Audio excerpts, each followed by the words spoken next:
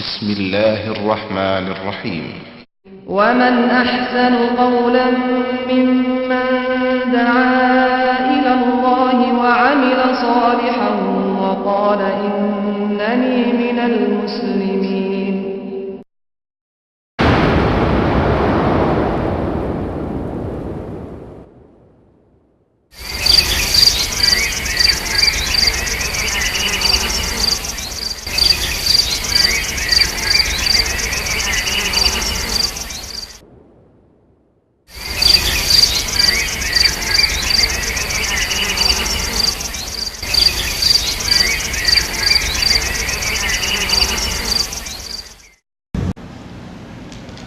إن الحمد لله نحمده ونستعينه ونستغفره ونعوذ بالله من شرور أنفسنا ومن سيئات أعمالنا.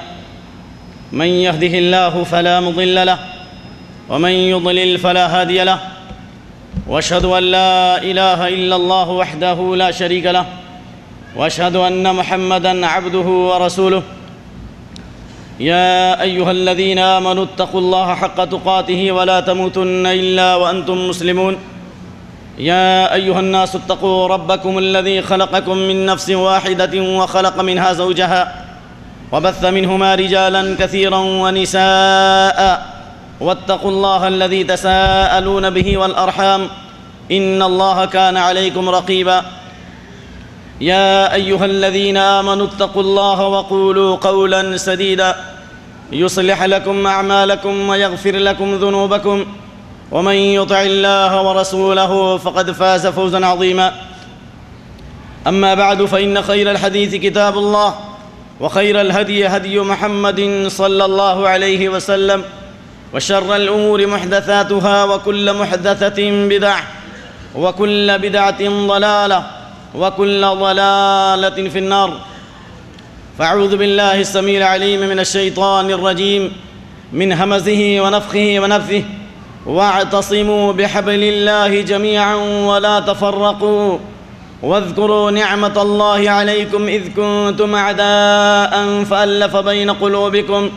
فألف بين قلوبكم فأصبحتم بنعمته إخوانا، وكنتم على شفا حفرة من النار فأنقذكم منها، كذلك يبين الله لكم آياته لعلكم تهتدون. وقال تعالى: والسابقون الأولون من المهاجرين والأنصار والذين اتبعوهم بإحسان رضي الله عنهم ورضوا عنه وأعد لهم جنات تجري تحت الأنهار خالدين فيها أبدا، ذلك هو الفوز العظيم. اللهم حبب إلينا الإيمان وزينه في قلوبنا وكره إلينا الكفر والفسوق والعصيان واجعلنا من الراشدين. اللهم زينا بزينة الإيمان واجعلنا هداة مهتدين. اللهم انفعنا بما علمتنا وعلمنا ما ينفعنا وارزقنا علما ينفعنا يا ذا الجلال والإكرام. گرامی قدر معزز علماء کرام، داعیان دین و ملت، آسمان توحید و کتاب و سنت کے درخشندہ ستاروں، اور ہمارے دینی بھائی و بزرگوں، اللہ کے فضل و کرم سے اللہ کے اس مقدس گھر میں مبارک وقت عصر کے بعد اور مبارک دن جمعہ کے دن میں جس اہم اور مبارک عنوان پر خطاب کی سعادت ملی ہے وہ ہے جماعت کا مفہوم اہل سنت کی نظر میں۔ قبل اس کے کہ میں اب آپ کے سامنے اللہ کی توفیق اور اس کی مدد سے اپنے موضوع کی قدر تفصیلی وضاحت پیش کروں، میں اختصار کے ساتھ اپنے موضوع کے آپ کے سامنے پیش کرنا چاہتا ہوں کہ اسلام کی بنیاد اجتماعیت پر ہے۔ اسلام اور اجتماعیت دونوں ایک دوسرے کے مترادف ہیں۔ جس طریقے سے انسان کے وجود کا تصور بغیر سر کے نہیں ہو سکتا، اسی طرح بغیر اجتماعیت کے اسلام کا تصور نہیں ہو سکتا۔ اسلام کی بنیاد اجتماعیت پر ہے، عقیدے کے میدان میں، عبادات کے میدان میں، اخلاق کے میدان میں، دعوت کے میدان میں، تمام چیزوں میں اللہ رب العالمین نے اس امت کی بنیادی اجتماعیت پر رکھی ہے۔ بلکہ اللہ تعالیٰ نے انبیاء اور رسول کو اجتماعیت ہی کے لیے بھیجا۔ کان الناس امۃ واحدہ، فبعث اللہ النبیین مبشرین ومنذرین، تمام امت ایک تھے، انسانیت کی بنیاد اصل ہے، ایک ہی ماں باپ کی اولاد ہے، ان کا مذہب اور ان کا دھرم بھی ایک تھا، لیکن اللہ نے نبیوں اور رسولوں کو کب بھیجا؟ اختلاف کو دور کرنے کے لیے۔ کان الناس امۃ واحدہ، لوگ ایک تھے۔ اور ابی بن کعب کی قرأت فاختلفوا فبعث اللہ النبیین مبشرین ومنذرین، اختلاف کے بعد اللہ نے نبیوں کو بھیجا بشارت دینے والے کی حیثیت سے اور ڈرانے والے کی حیثیت سے، اور اللہ تعالیٰ نے محمد صلی اللہ علیہ وسلم کو بھیجا اجتماعیت کی۔ اللہ تعالیٰ نے خود نبی کریم صلی اللہ علیہ وسلم کے ذریعے امت کو خطاب کیا، وَاذْكُرُوا نِعْمَةَ اللَّهِ عَلَيْكُمْ اِذْ كُنْتُمْ أَعْدَاءً فَأَلَّفَ بَيْنَ قُلُوبِكُمْ فَأَصْبَحْتُمْ بِنِعْمَتِهِ إِخْوَانًا، اللہ کی نعمت کو یاد کرو کہ کل تک تم غیر اللہ کے درگاہوں پر اپنی پیشانیاں جھکا رہے تھے، غیروں کے سامنے اپنی پیشانیاں جھکا رہے تھے، تمہارے دل بھی الگ تھے، تمہارے جسم بھی الگ تھے، لیکن اللہ تعالیٰ کا سب سے بڑا احسان یہ ہے، نعمت اللہ علیکم اذ کنتم اعداء، دلوں میں بھی اختلاف تھا، عقیدے میں بھی اختلاف تھا، عمل میں بھی اختلاف تھا، سماج اور معاشرے میں بھی اختلاف تھا، فألف بین قلوبکم، اسی اسلام کی برکت سے اور اسی اسلام کی دعوت کی برکت سے اللہ تعالیٰ نے تمہارے دلوں میں جوڑ پیدا کر دیا، فأصبحتم بنعمتی اخوانا، اور تم اللہ کے فضل سے اور اس کے کرم سے آپس میں بھائی بھائی ہو گئے۔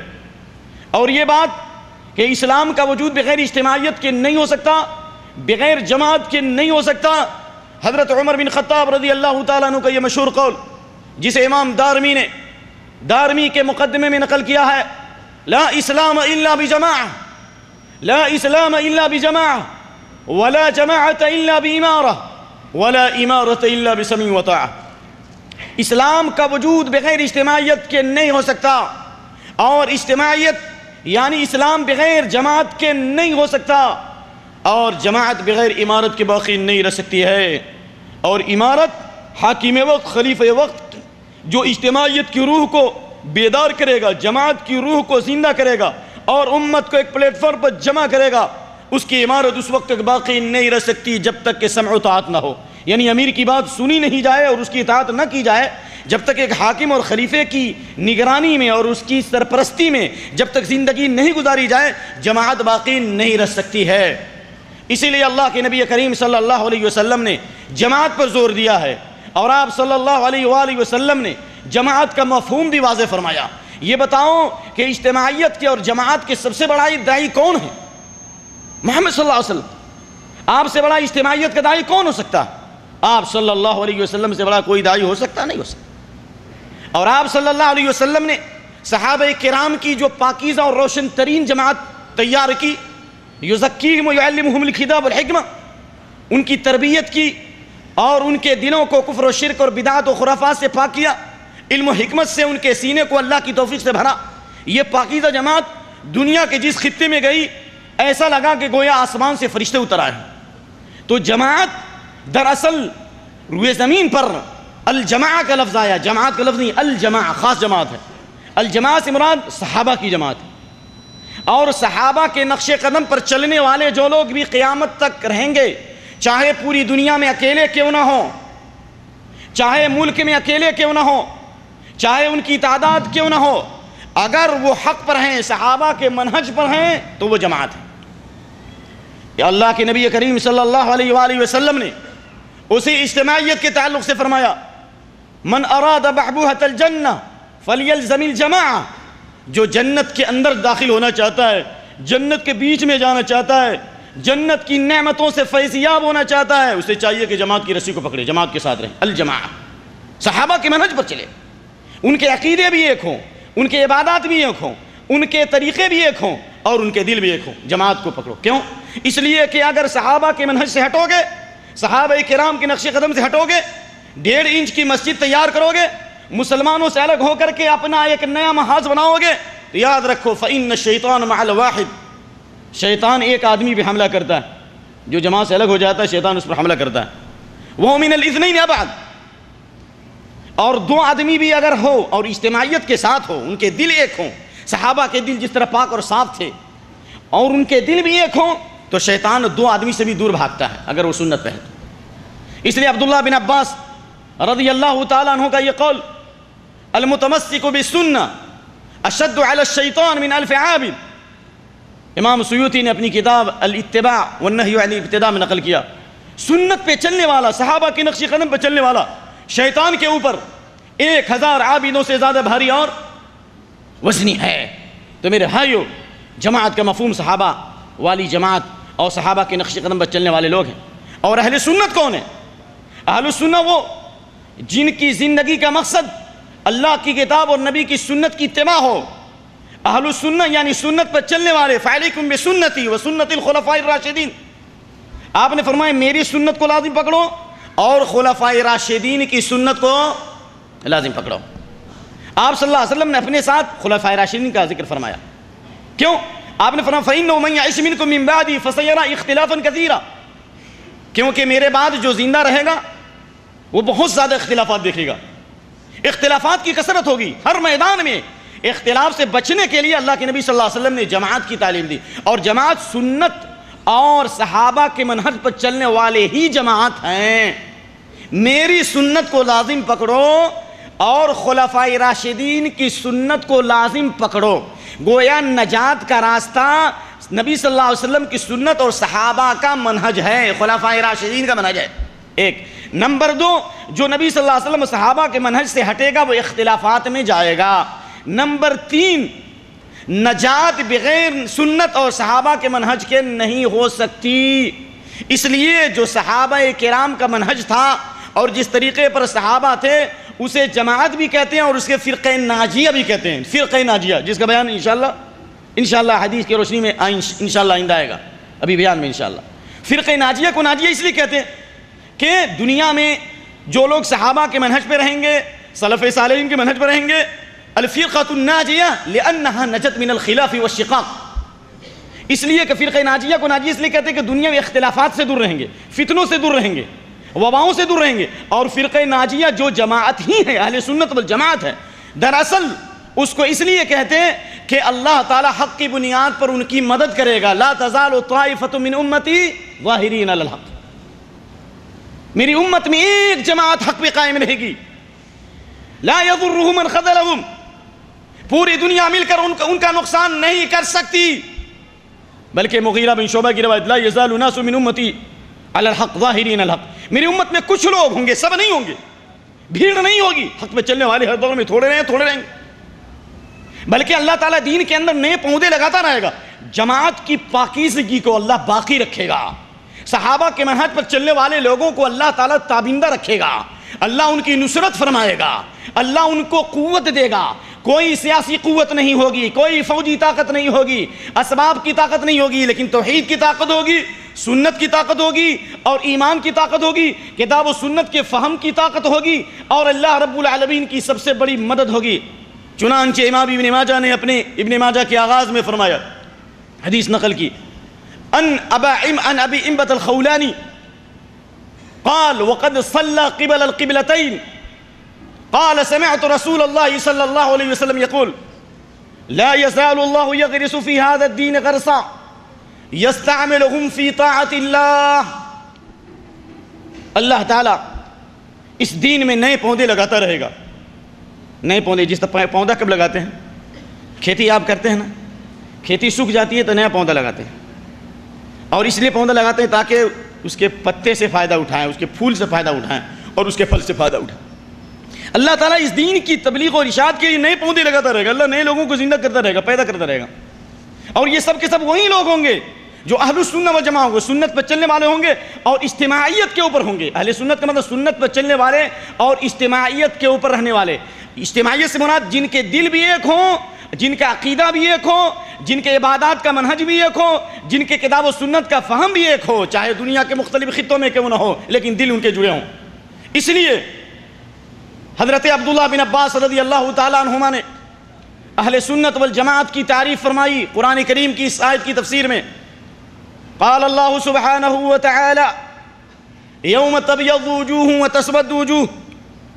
کتنے چہرے اس دن روشن ہوں گے، کتنے چہرے اس دن روشن ہوں گے. اللہ ہم سب کے چہروں کو روشن فرمائے دنیا اور آخرت میں. وتسود وجوہ، کتنے چہرے سیاہ ہوں گے.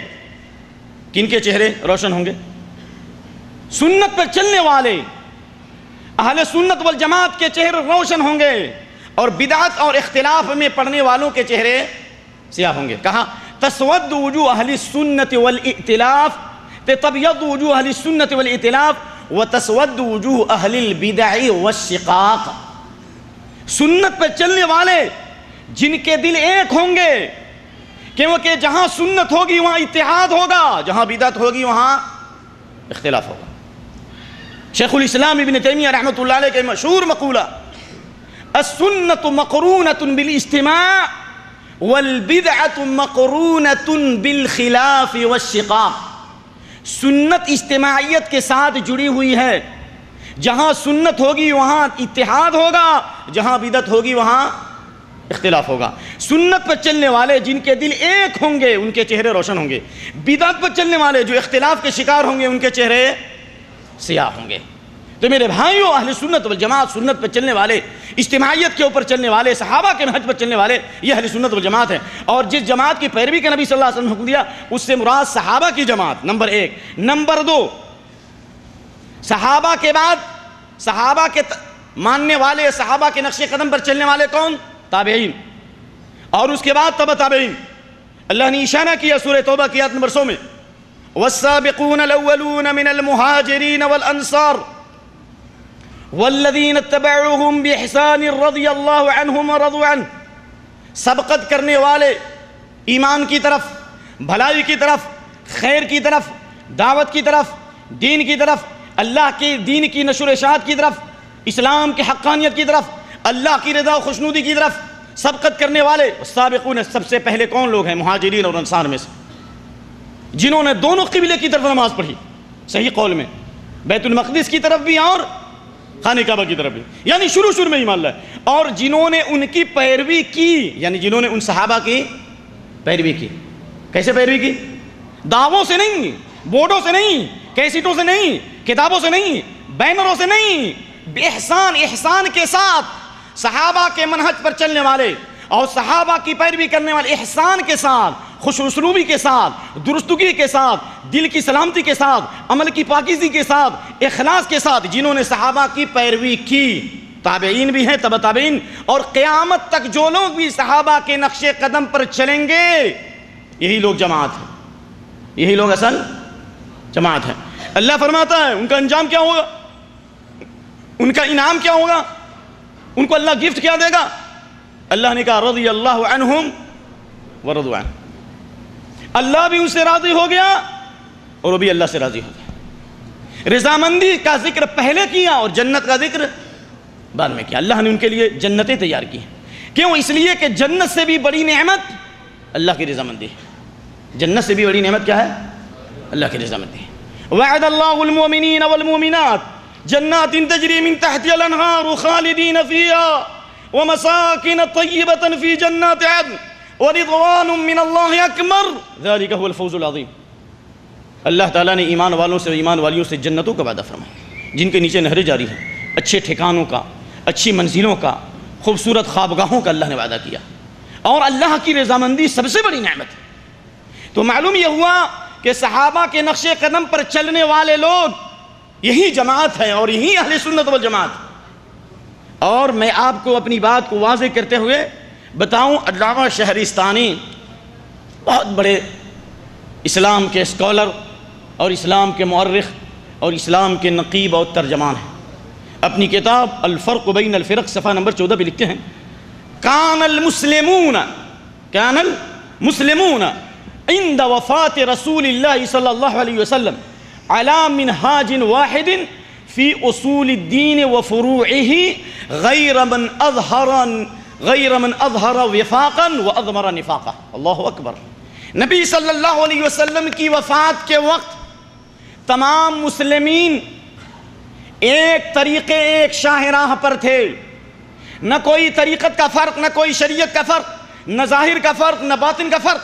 سب کے سب ایک روشن شاہراہ پر تھے جس کی رات بھی اس کے دن کی طرح روشن ہے، سوائے اس کے کہ جو منافق ہو.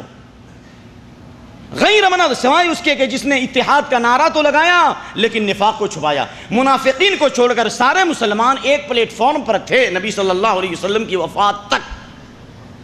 تو معلوم یہ ہوا یہ سارے جو اصول دین اور فروع دین میں ایک پلیٹ فارم پر تھے، جن کا مقصد کتاب و سنت کی اتباع اور پیروی تھی، یہی لوگ جماعت تھے، اور اللہ تعالیٰ نے انہی کو جماعت کہا ہے، اور اسی کی طرف اللہ رب العالمین نے اشارہ کیا ہے۔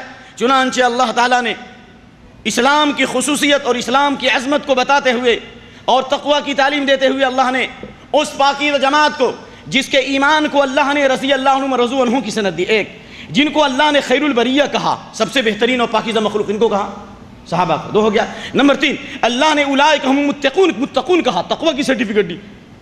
جی بدری صحابہ کو تو کہا تھا اعملوا ما شئتم، تم جو چاہو عمل کرو، اللہ تعالیٰ علم غیب کی بنیاد پہ جانتا ہے تمہارا ایمان کتنے درجے کا ہے، جو چاہو عمل کرو، میں نے تمہاری مغفرت کر دی۔ کیا آپ کو بھی کوئی بشارت مل گئی بدریوں کی طرح؟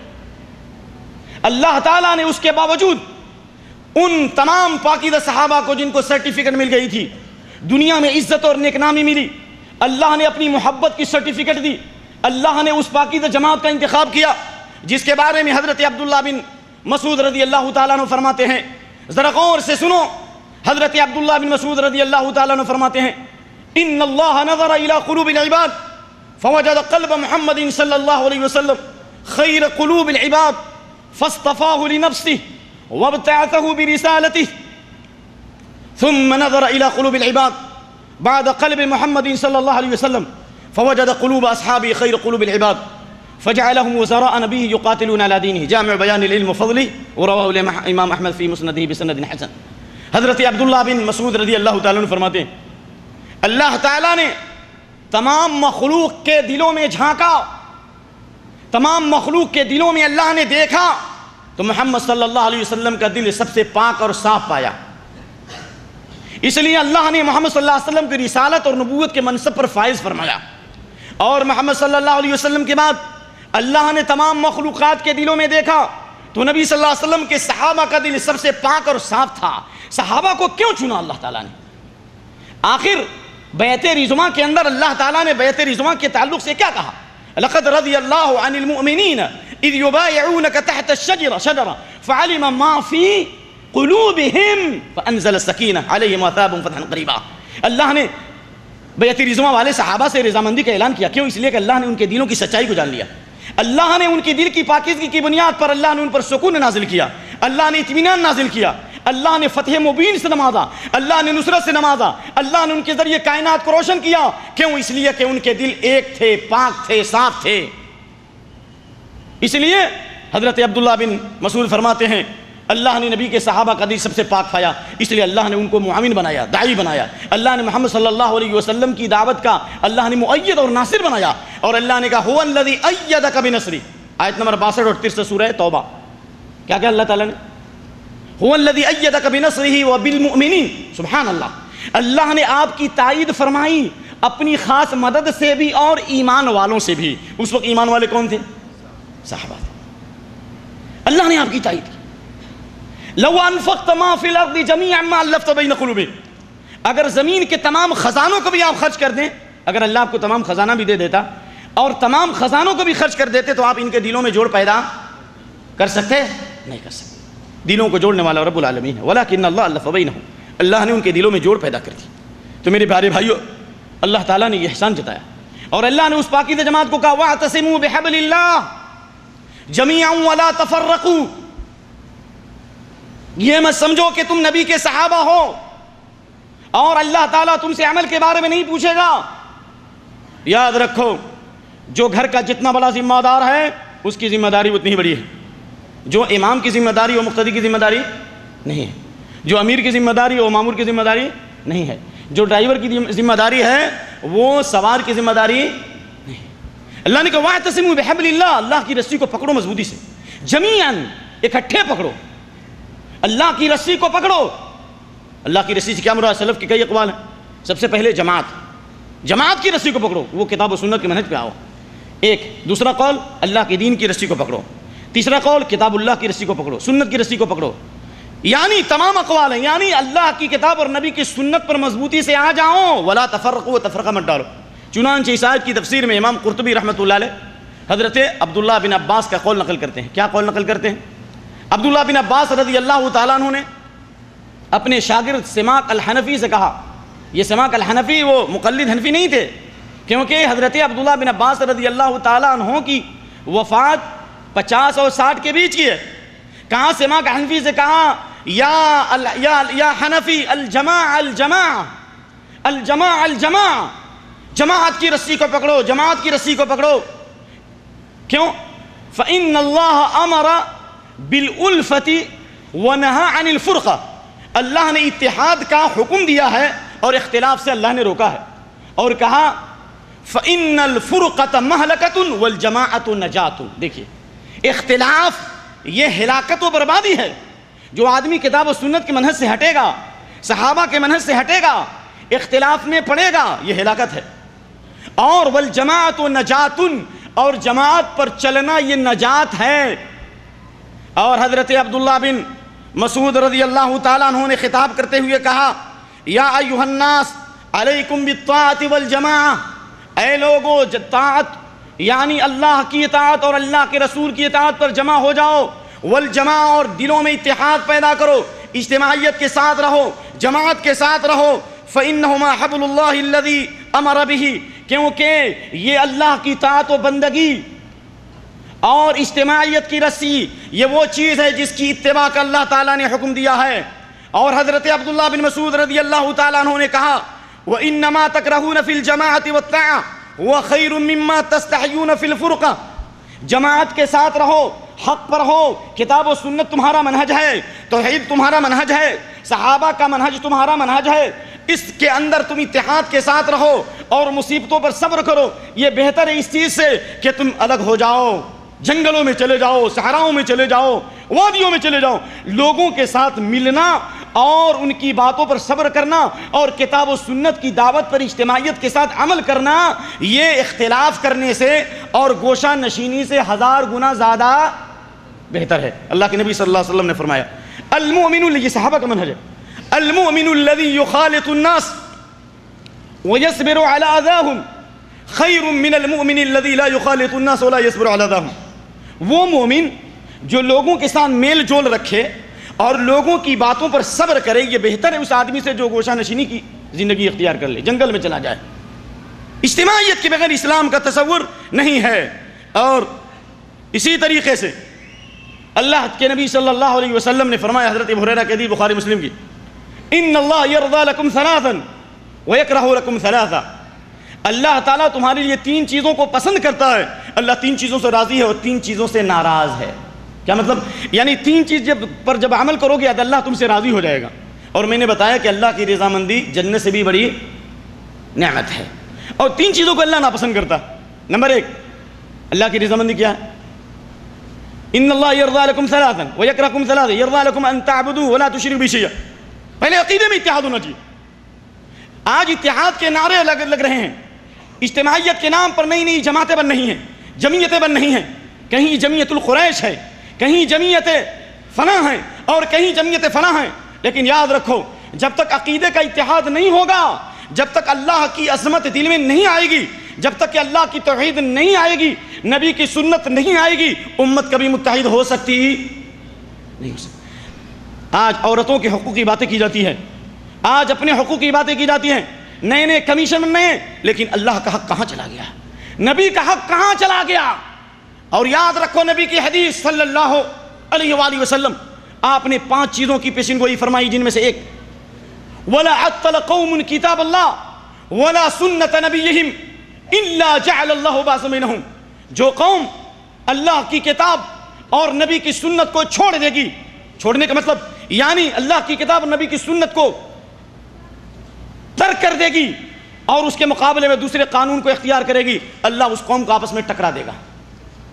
یاد رکھیے، اور یاد رکھیے اللہ کے نبی صلی اللہ علیہ وسلم کی حدیث، حسن حدیث، الجماعت رحمت والفرقۃ عذاب، جماعت رحمت ہے، اگر صحیح عقیدہ ہوگا، صحیح منہج ہوگا، اللہ دلوں میں محبت پیدا کرے گا، اور اگر منہج عقیدہ صحیح نہیں ہے تو اللہ دلوں میں نفرت پیدا کرے گا۔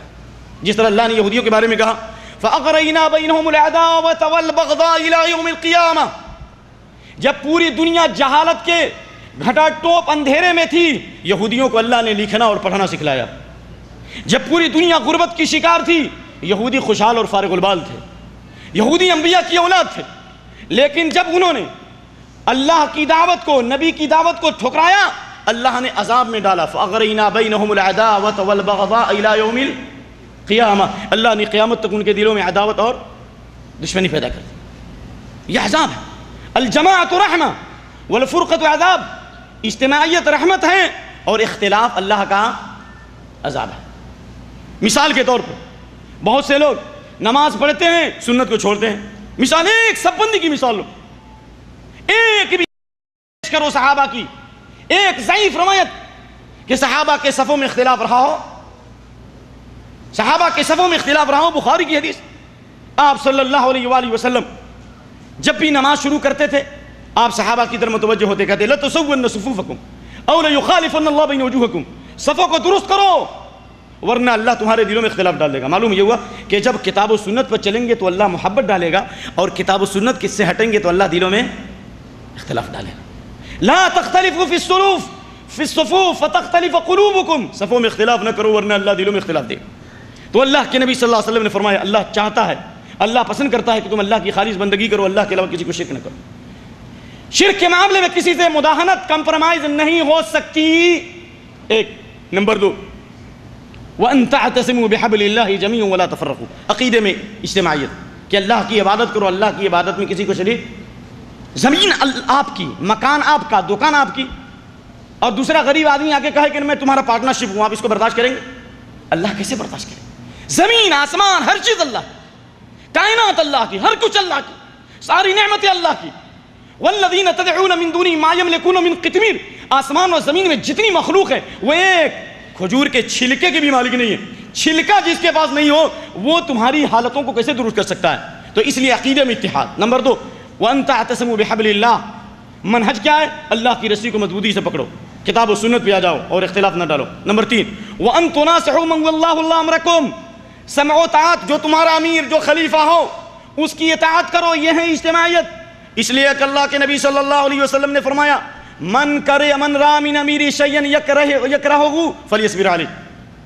جو اپنے امیر کے اندر کوئی ایسی چیز دیکھے، حاکم وقت میں کوئی ایسی چیز دیکھے جو اس کے مزاج کے خلاف ہے، اس کو چاہیے کہ صبر کرے. فَإِنَّهُ مَنْ فَارَقَ الْجَمَاعَةَ. جس نے جماعت سے جدائیگی اختیار کی.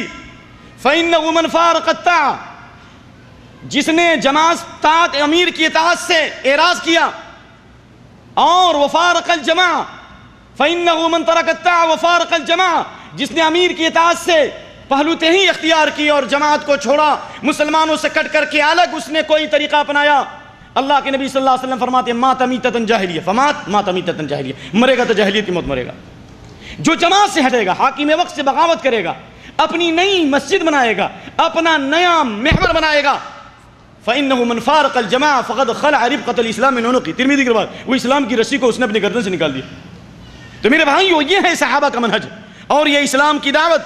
اس لیے اللہ نے فرمایا وَأَنَّ هَذَا صِرَاطِي مُسْتَقِيمًا فَاتَّبِعُوهُ وَلَا تَتَّبِعُوا السُّبُلَ فَتَفَرَّقَ بِكُمْ عَنْ سَبِيلِهِ. یہ سیدھا راستہ ہے، اس کی پیروی کرو. منزل ایک تو راستہ بھی ایک ہوگا. منزل ایک تو راستہ بھی، منزل ایک ہے، راستے 10 نہیں ہو سکتے. آپ کو ریاض جانا ہو ریاض کے راستے سے جائیں گے، ریاض جانا ہو آپ کوئی چلے جائیں تو کیا ہو؟ نہیں جا سکتے. اگر جائیں گے بھی تو ٹیڑھا راستہ ہے، راستے میں ڈاکو چور بہت سارے خطرات مل سکتے ہیں. کہا کہ سیدھا راستہ ایک تو منزل بھی ایک، اسی پہ چلو. وَلَا تَتَّبِعُوا السُّبُلَ. اور ٹیڑھے راستے پہ مت چلو ورنہ فَتَفَرَّقَ بِكُمْ عَنْ سَبِيلِهِ. یہ راستے تم کو اللہ کی راہ سے دور کر دیں گے. حضرت عبداللہ بن عباس رضی اللہ تعالیٰ عنہ اس آیت کی تفسیر میں فرماتے ہیں ان امر اللہ بالمؤمنین بالجماع. اللہ نے مومنوں کو حکم دیا کہ جماعت کی رسی کو لازم پکڑو، کتاب و سنت کے منہج پہ آ جاؤ. وَنَهَاهُمْ عَنِ الْاخْتِلَافِ وَالْفُرْقَةِ. اور اختلاف اور فرقت سے اللہ نے منع فرمایا کہ 1.5 انچ کی مسجد مت تیار کرو. وَأَخْبَرَهُمْ إِنَّمَا هَلَكَ مَنْ كَانَ قَبْلَهُمْ بِالْمِرَاءِ وَالْخُصُومَاتِ فِي دِينِ اللَّهِ. اور اللہ نے یہ خبر دی ہے کہ اس سے پہلے والے لوگ کیوں ہلاک ہو گئے؟ اختلاف کرنے کی وجہ سے اور اللہ کے دین میں جھگڑنے کی وجہ سے. تو میرے بھائیوں، اللہ تعالیٰ نے ہمیں اجتماعیت کی تعلیم دی، نبی صلی اللہ علیہ وسلم نے اجتماعیت کی تعلیم دی، اور آپ صلی اللہ علیہ وآلہ وسلم نے فرمایا ید اللہ مع الجماع. اگر کتاب و سنت پر ہو تو دینوں کو بھی ایک کرو، عقیدے کو بھی ایک کرو، اپنی دعوت میں اتحاد پیدا کرو، اپنی نیتوں میں اخلاص پیدا کرو. ید اللہ مع الجماع رواہ الترمذی وصححہ الالبانی. اللہ کا ہاتھ جماعت پر ہے. اور یاد رکھو پوری امت ان اللہ لا یجتمع امتی او قال امت محمد علی ضلالہ وید اللہ علی الجماعہ ومن شذ شذ الى النار رواہ الترمذی وصححہ الالبانی فی صحیح الترمذی. اللہ کے نبی صلی اللہ علیہ وسلم نے فرمایا کہ اللہ میری امت کو کبھی بھی گمراہی پر جمع نہیں فرمائے گا. یعنی پوری امت گمراہی پر نہیں آ سکتی. میری امت میں کچھ لوگ ضرور حق پہ ہوں گے, قیامت تک حق پر ہوں گے. لا تزال طائفۃ من امتی ظاہرین حق, میری امت میں ایک جماعت ہمیشہ حق پر قائم رہے گی. اور فرمایا اللہ کے نبی صلی اللہ علیہ وسلم وید اللہ علی الجماعہ, اللہ کا ہاتھ جماعت پر ہے. اگر ایک آدمی بھی ہو, دو آدمی بھی ہو, حق پر رہو, اجتماعیت کے ساتھ رہو, اللہ کا ہاتھ ہے. یعنی اللہ کی نصرت ہوگی, اللہ کی مدد ہوگی, اللہ رب العالمین کی نگرانی ہوگی. ومن شذ شذ الی النار, اگر صحابہ کے منہج سے ہٹ جاؤ گے تو جہنم میں بھی اللہ تعالیٰ اکیلے ڈال دے گا, والعیاذ باللہ. میرے پیارے بھائیوں, صحابہ ہی پاکیزہ جماعت ہے جس کے اوپر ہمیں چلنا ہے. صحابہ کے منہج سے ہٹیں گے کبھی بھی جماعت ہم نہیں کہلا سکتے. طائفہ کہیں گے, گروہ کہلائیں گے, فرقہ کہیں گے. صحابہ کے منہج پر رہیں گے تو جماعت کہلائیں گے, اور صحابہ کے منہج سے ہٹیں گے تو فرقہ کہلائیں گے. صحابہ کے منہج پر رہیں گے تو کیا کہیں گے؟ جماعت کہلائیں گے, اجتماعیت. اور صحابہ کے منہج سے ہٹیں گے تو فرقہ کہلائیں گے. اللہ تعالیٰ نے سورہ توبہ کی اس مشہور آیت میں اللہ نے فرمایا فَإِنْ آمَنُوا بِمِثْلِ مَا آمَنْتُمْ بِهِ فَقَدْ اهْتَدَوْا وَإِنْ تَوَلَّوْا فَإِنَّمَا هُمْ فِي شِقَاقٍ. اگر یہ دنیا کے سارے لوگ, یہود و نصارہ, مشرکین اسی طرح ایمان لائیں جس طرح اے نبی کے صحابہ تم ایمان لائے ہو, تو کیا ہوں گی؟ فَإِنْ آمَنُوا بِمِثْلِ مَا آمَنْتُمْ بِهِ فَقَدْ اهْتَدَوْا, تو ہدایت پہ آ جائیں گے. ہدایت ملے گی کب؟ صحابہ میں یار. وَإِنْ تَوَلَّوْا فَإِنَّمَا هُمْ فِي شِقَاقٍ, اور اگر یہ صحابہ کے منہج سے ہٹے تو فَإِنَّمَا هُمْ فِي شِقَاقٍ, ہمیشہ شقاق میں ہوں گے. کس میں ہوں گے؟ شقاق میں ہوں گے. شقاق کے کئی معنی ہیں. ایک معنی ہے الخلاف والمنازعہ, اختلاف میں ہوں گے. صحابہ کے منہج سے ہٹیں گے تو کبھی متحد نہیں ہوتے. صحابہ کا منہج کیا تھا؟ میں پوچھتا ہوں, اللہ کے نبی صلی اللہ علیہ وسلم سے افضل کائنات میں کوئی مخلوق ہو سکتی نہیں, لیکن آپ صلی اللہ علیہ وآلہ وسلم نے اپنی دعوت کو پیش کیا, اپنی شخصیت کو پیش نہیں کیا. ایک, آپ صلی اللہ علیہ وسلم کے بعد صحابہ میں ابو بکر صدیق رضی اللہ تعالیٰ عنہ سب سے افضل, اور اس کے بعد حضرت عمر فاروق رضی اللہ عنہ, عثمان بن عفان اور علی بن ابی طالب رضی اللہ عنہ مجمعین. لیکن آپ نے فرمایا کہ میری سنت کو لازم پکڑو, خلفائے راشدین کی سنت کو لازم پکڑو. یہ نہیں فرمایا ابو بکری بن جاؤ رضی اللہ عنہ, عمر کے نام پر عمری بن جاؤ, عثمان کے نام پر عثمانی بن جاؤ. کبھی کہا علی کے نام پر علوی بن جاؤ, نہیں کہا. سب کے سب ایک منہج پر تھے اور ایک طریقے پر تھے. اس لیے میرے بھائیو, اللہ کے نبی کریم صلی اللہ علیہ وآلہ وسلم کے ذریعے اللہ نے تعلیم دی. اگر جو لوگ صحابہ کے منہج سے ہٹیں گے فی شقاق, ہمیشہ اختلاف میں رہیں گے, فتنے میں رہیں گے. اور اللہ نے کہا سورہ توبہ آیت نمبر 176 وَإِنَّ الَّذِينَ اخْتَلَفُوا فِي الْكِتَابِ لَفِي شِقَاقٍ بَعِيدٍ. اگر قرآن کے سمجھنے میں ہر آدمی اپنی عقلی تفسیر کرے, قرآن کا کوئی معنی ہم لے لیا, کسی فرقے نے قرآن کی کوئی تفسیر, جی خود تو بدلتے نہیں, قرآن کو بدل دیتے ہیں. خود نہیں بدلتے لیکن قرآن کو بدلنا چاہتے ہیں. ارے قرآن کے حروف کو نہیں بدل سکتے, لیکن الفاظ اور معانی کو اپنی مزاج کے مطابق ڈالتے ہیں. ہر فرقہ والا قرآن کی آیت اپنے مطابق کرتا ہے. تو جو لوگ کتاب اللہ میں اختلاف کریں گے, اللہ کی کتاب میں اختلاف کریں گے جس میں سنت بھی داخل ہے, لفی شقاق بعید, وہ دور کے اختلاف میں ہوں گے, کبھی متحد نہیں ہو سکتے. اور شقاق کا ایک معنی مشقت بھی آیا, مشقت یعنی ہمیشہ مشقت میں رہیں گے, پریشانیوں میں رہیں گے, ایک دوسرے کے تباہی اور بربادی کے اوپر حریص ہوں گے کہ تباہ و برباد ہو جائے, کبھی ان کے دل متحد نہیں ہو سکتے ہیں. اور اللہ نے اس لیے یہودیوں کے بارے میں کہا صحیح منہج سے ہٹنے کی وجہ سے, تحسبهم جميعا وقلوبهم شتى, تم ان کو متحد سمجھتے ہو لیکن وقلوبهم شتى, ان کے دلوں میں اختلاف ہے. اس لیے میرے بھائیو, آئیے ہم آپ کے سامنے کتاب و سنت کے منہج کے تعلق سے سلف صالحین کے کچھ اقوال کو پیش کرتے ہیں کہ حدیث میں جماعت کی اتباع کا اور اجتماعیت کی جو تعلیم دی گئی, اس سے کیا مراد ہے. جماعت کو پکڑو, جماعت کو پکڑو. اللہ کے نبی صلی اللہ علیہ وسلم نے بھی کہا آخری زمانے میں جماعت کو پکڑنا, تلزموا جماعت المسلمین و امامہم, جب فتنے کا دور ہو تو جماعت المسلمین کو لازم پکڑو, ان کے امام کو لازم پکڑو. اور آپ صلی اللہ علیہ وسلم نے 73 فرقے والی حدیث کہا کہ 72 جہنمی ہوں گے اور ایک جنتی ہوگی, اور ایک جو جنتی ہوگی اس کے بارے میں آپ نے فرمایا کہ یہ وہ لوگ ہوں گے جو جماعت والے ہوں گے, ہے نا حدیث. آپ نے فرمایا 72 جہنمی ہوں گے اور ایک جنتی ہوں گے, وہ ہوں گے جس پر میں ہوں, میرے صحابہ ہیں. ہے نا، حدیث آئے گی انشاءاللہ۔ اور آپ صلی اللہ علیہ وسلم نے فرمایا کہ 72 جہنمی ہوں گے اور 1 جو جنتی ہوں گے، جو سواد اعظم ہوں گے، عظیم جماعت والے ہوں گے۔ تو آئیے میں آپ کے سامنے کچھ اقوال پیش کروں، اللہ تعالیٰ آپ کے سمجھنے میں اللہ تعالیٰ اخلاص عطا فرمائے اور ہمارے بیان میں اخلاص دے کہ ہم اس موضوع کو سمجھیں۔ بہت اہم ہے کہ جماعت کہتے کس کو، صحابہ اور سلف کے نزدیک جماعت کس کو کہا گیا۔ سب سے پہلی بات اس سلسلے میں پہلا قول ہے عبداللہ بن مسعود اور ابو مسعود بدری کا رضی اللہ تعالیٰ عنہ، جنہیں علامہ خطیب بغدادی رحمۃ اللہ علیہ نے شرف اصحاب الحدیث میں نقل کیا کہ جماعت سے کیا مراد؟ کہتے ہیں جماعت سے مراد السواد الاعظم، عظیم ترین جماعت، مسلمانوں کی عظیم ترین جماعت۔ یعنی یہ بتانا چاہتے ہیں کہ صحابہ کی جماعت، جب کہ فرقے کا ظہور نہیں ہوا تھا، خوارج اور معتزلہ کے ظہور سے پہلے صحابہ کرام اور اس وقت بھی حق پر تھے اور فتنے کے ظہور کے بعد بھی حق پر تھے۔ یعنی سواد اعظم اختلاف اور فتنے کے بعد جو سواد اعظم پر چلے گا، صحابہ کے منہج پر چلے گا، یہی الجماعہ ہے۔ اور اسی کے بارے میں اللہ کے نبی صلی اللہ علیہ وسلم نے بشارت و خوشخبری دی ہے۔ وہ جماعت جس کے بارے میں حدیث میں اللہ کے نبی صلی اللہ علیہ وسلم نے کہا کہ جماعت کو پکڑو، جماعت سے پکڑو، اس سے کیا مراد؟ اس سلسلے میں دوسرا قول ہے عبداللہ بن مبارک، امام بخاری رحمۃ اللہ علیہ کے استاد امام احمد بن حنبل، یحییٰ بن معین، علی بن مدینی اور ابو حاتم اور یزید بن ہارون اور دیگر سلف کا کہ جماعت نبی کے زمانے میں صحابہ جماعت تھے۔ کیوں؟ اس لیے کہ لم تکن حینئذ جماعۃ غیر جماعت اصحاب رسول اللہ۔ علامہ ابن قیم فرماتے ہیں کہ اس وقت جس وقت نبی صلی اللہ علیہ وسلم نے کہا جماعت کو پکڑو، اس وقت نبی کے صحابہ کے علاوہ کوئی دوسری جماعت روئے زمین پر نہیں تھی۔ اور صحابہ کے بعد کون لوگ ہوں گے؟ اصحاب الحدیث، جو اصحاب الحدیث ہوں گے، حدیث سے محبت رکھنے والے، حدیث کی خدمت کرنے والے، حدیثوں کو حفظ کرنے والے۔ کیونکہ نبی صلی اللہ علیہ وآلہ وسلم نے دعا فرمائی ہے، حدیث سے محبت کرنے والے، حدیث کو یاد کرنے والے، حدیث کو غیروں تک پہنچانے والے، نبی نے دعا فرمائی ہے، اور جس کے لیے نبی نے دعا کی ہے اس سے بڑا خوش نصیب کوئی ہو سکتا؟ اور نبی کی دعا اگر قبول نہ ہوگی تو پھر کس کی دعا قبول ہوگی؟ یہ حدیث متواتر ہے۔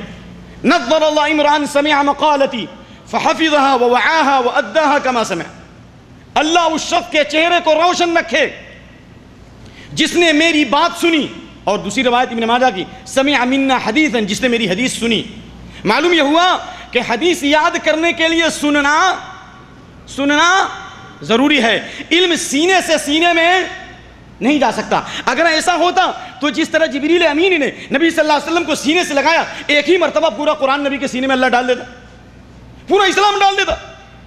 لیکن اللہ تعالیٰ نے پورا قرآن نہیں ڈالا، نبی صلی اللہ علیہ وسلم کو 3 مرتبہ سینے سے لگایا، اور تیسری مرتبہ میں کہا اقرأ بسم ربک۔ جب تک جبریل نے نہیں پڑھا علیہ السلام، اس وقت تک اللہ نے نبی کی زبان پر اقرأ بسم ربک نازل نہیں کیا۔ یہاں تو مشہور ہے کہ ایک بزرگ نے اپنے مرید کو سینے سے لگایا تو بزرگ کا سارا علم مرید کے سینے میں چلا گیا۔ شریعت الگ ہے اور طریقات الگ ہے۔ کوے کے دم میں بادی کرن آفتاب کی۔ اللہ صحیح سمجھ نصیب فرمائے ہم کو اور ان کو، اور خاص طور سے اصحاب سنت کو اللہ ہدایت دیں۔ اگر ہم صحیح ہوتے ہیں تو اللہ کی قسم کتاب و سنت کی روشنی اور پھیلتی چلی جاتی۔ اللہ کے نبی نے فرمایا اللہ اس کے چہرے کو روشن رکھے جو میری حدیث کو سنے، 1، اور اس کو یاد کرے، 2 ہو گیا۔ نمبر 3 وعاہا، اور اس کی حفاظت کرے، 3۔ نمبر 4 واداہا، اور اسے دوسروں تک پہنچائے جس طرح اس نے سنا ہے، نہ کمی کرے اور نہ زیادتی کرے۔ اللہ اس کے چہرے کو روشن رکھے۔ اپنے زمانے کے علم حدیث کے امام ثقۃ عبد زاہد سفیان بن عیینہ فرماتے ہیں اللہ اکبر ما من احد یطلب الحدیث الا وفی وجہہ نضارہ۔ جو آدمی بھی حدیث کا علم حاصل کرتا ہے اللہ اس کے چہرے کو روشن رکھتا ہے، کیونکہ اللہ کے نبی نے اس کے لیے دعا فرمائی ہے صلی اللہ علیہ وآلہ وسلم۔ اس لیے ابن تیمیہ رحمۃ اللہ علیہ کا وہ قول میں یاد کرتا ہوں، اللہ نے محدثین کو کوئی سیاسی قوت نہیں دی، اللہ نے بادشاہوں کی تلواروں کی جھنکار نہیں دی، بڑے بڑے فقہاء نے بھی اسلام کی خدمت کی، بڑی بڑی حکومتوں کی پشت پرائی حاصل تھی، لیکن اللہ نے محدثین کی جماعت سے وہ کام لیا جو فقہاء سے نہیں لیا۔ کیوں؟ اللہ کے نبی نے دعا فرمائی ہے صلی اللہ علیہ وسلم۔ تو جماعت سے کیا مراد؟ دوسرا قول محدثین، جس کے بارے میں بعض سلف کا یہ قول ہے کہ اجماع، یہ اجماع کے قریب ہے کہ جماعت کو پکڑو یعنی محدثین کے منہج کو اختیار کرو۔ محدثین نے اپنی کوئی جماعت بنائی، جماعت کی دعوت دی، اجتماعیت کی دعوت دی۔ امام بخاری نے اپنی کوئی جماعت بنائی، کہ یہ میری جماعت ہے، اس کی پہچان یہ ہے، اس کا لیبل یہ ہے، کہ مثال دے رہا ہوں، امام مسلم نے کوئی اپنی اجتماعیت بنائی، کوئی لیبل لگایا اور اس کا کوئی مینیفیسٹو تیار کیا، امام ترمذی وغیرہ اور کسی نے نہیں، سب کے سب حدیث کی خدمت کرنے والے، حدیث کے پڑھنے والے تھے۔ بلکہ سبحان اللہ، علامہ خطیب بغدادی کی یہ بات میں جب پڑھتا ہوں اور سوچتا ہوں ایمان میں تازگی آ جاتی ہے۔ علامہ خطیب بغدادی نے قول نقل کیا امام عبداللہ بن مبارک کا، جو امام ابو حنیفہ کے شاگرد بھی رہ چکے ہیں، کہا الملائکۃ حراس السماء، فرشتے آسمان کے محافظ، فرشتے آسمان کی پہرہ داری کرنے والے ہیں، واہل الحدیث حراس الارض، اہل حدیث زمین کے اندر اللہ کے دین کی حفاظت کرنے والے ہیں۔ اللہ اکبر، اللہ اکبر۔ تو جماعت سے مراد محدثین کی جماعت ہے، اور سلف کی جماعت جو کتاب و سنت کو پڑھے اور خدمت کرے۔ اور اسی لیے وہ حدیث لا تزال طائفۃ من امتی ظاہرین الحق، میری امت میں ایک جماعت حق پر ہوگی، جو حق پر ہوگی، غالب ہوگی، اور یہ غلبہ تلواروں سے نہیں بلکہ کتاب و سنت کی دلیلوں سے، کیونکہ غلبے کے لیے تلوار ضروری نہیں ہے، کیونکہ اللہ کے نبی صلی اللہ علیہ وسلم کی حدیث ہے انما ينصر هذه الامه بضعيفها بدعوتهم وصلاتهم بخلاص۔ ذرا غور سے سنا جائے، علمی موضوع ہے، اللہ تعالیٰ اس کو سمجھنے کی توفیق دے، سمجھانے کی۔ اللہ کے نبی صلی اللہ علیہ وسلم نے فرمایا انما ينصر اللہ، ذرا آپ لوگ میرے ساتھ ہوئیے، تعاون کیجئے میرا، اللہ اس امت کی مدد کرے گا بضعیفها، کمزوروں غریبوں کی دعاؤں سے، ان کی نمازوں سے، ان کے اخلاص۔ تو اللہ امت کی مدد کرے گا کمزوروں کی دعاؤں اور ان کے اخلاص سے۔ تو مدد کے لیے تلوار اور لڑائی اور جنگ ضروری نہیں، اللہ تعالیٰ نے محدثین کے ذریعے کام لیا۔ اور لا تزال الطائفہ، میری امت میں ایک جماعت حق پر قائم رہے گی۔ حضرت امام احمد بن حنبل فرماتے ہیں ان لم یکونوا اہل الحدیث فلا ادری من هم، اگر اس سے مراد اہل حدیث نہیں ہے تو میں نہیں جانتا کہ اور کون سی جماعت ہو سکتی ہے۔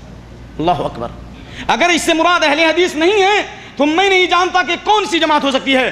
اور علی بن مدینی فرماتے ہیں الذین یتعاہدون مذہب الرسول ویذبون عن العلم مفتاح الجنہ للسیوطی، جو رسول کے منہج کی حفاظت کرتے ہیں، نبی کی سنت کی حفاظت کرتے ہیں، اور کتاب و سنت پر جو حملے ہوں اس کا جواب دیتے ہیں، محدثین کی جماعت مراد ہے۔ تو میرے بھائیو، جماعت کو لازم پکڑو۔ دوسرا قول محدثین کی جماعت ہے، کیونکہ محدثین صحابہ کے منہج پر تھے، سنت کے اوپر تھے، انہوں نے کسی تقلید کی اور اپنے نفس کی، اپنی شخصیت کی دعوت نہیں دی، بستی اور علاقے کی طرف لوگوں کو نہیں بلایا۔ اور تیسرا قول جو عمر بن عبد العزیز کا قول ہے، غور سے سنا جائے، کہ اس سے مراد صحابہ کی جماعت ہے۔ تینوں میں کوئی تعارض نہیں۔ کیوں؟ اس لیے کہ اللہ کے نبی کریم صلی اللہ علیہ وآلہ وسلم نے حدیث میں بیان فرمایا، ذرا حدیث غور سے سنو۔ نمبر 1 حدیث عبداللہ بن عمر بن عاص، نمبر 2 حضرت معاویہ بن ابی سفیان، نمبر 3 عوف بن مالک، نمبر 4 ابو امامہ، اور نمبر 5 ابو ہریرہ۔ اتنے صحابہ سے، اور بھی ہے، کیا ہے؟ عبداللہ بن عمر بن عاص کی حدیث، اللہ کے نبی صلی اللہ علیہ وسلم نے فرمایا لَيَأْتِيَنَّ عَلَىٰ أُمَّتِي مَا أَتَى عَلَىٰ بَنِي إِسْرَائِيلَ حَظْوَ النَّعْلِ بِالنَّعْلِ حَتَّىٰ إِنْ كَانَ مِنْهُمْ مَنْ أَتَىٰ أُمَّهُ عَلَانِيَةً لكان في أمتي من يصنع ذلك وإن بني إسرائيل تفرقت على 72 ملة وتفترق هذه الأمة على 73 ملة كلها في النار إلا ملة واحدة قيل من هي يا رسول الله قال ما عليه وأصحابي۔ حدیث تو آپ لوگوں نے سنی ہے کہ اللہ کے نبی صلی اللہ علیہ وسلم نے فرمایا جو برائیاں اور جو حالات بنی اسرائیل پہ طاری ہوئے، کیا مطلب؟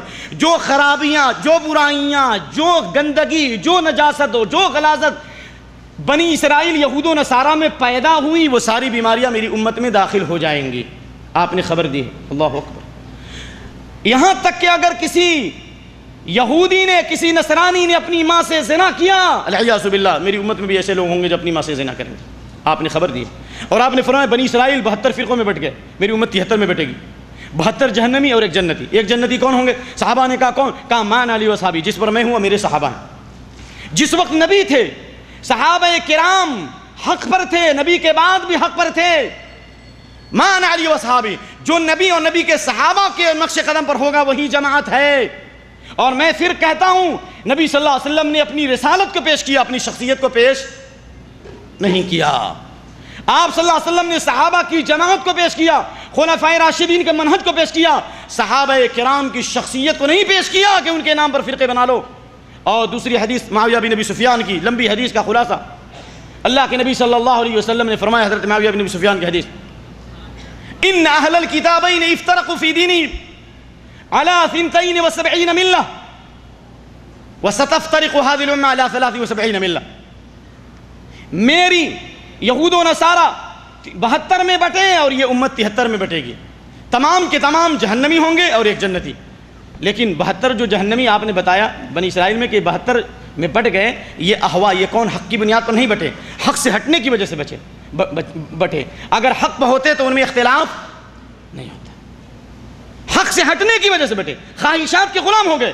اور آپ نے فرمایا میری امت میں 73 فرقے ہوں گے، 73 طریقوں میں بٹ جائیں گے، اور یہ سب کے سب جہنمی ہوں گے سوائے ایک ملت کے، ایک جماعت کے.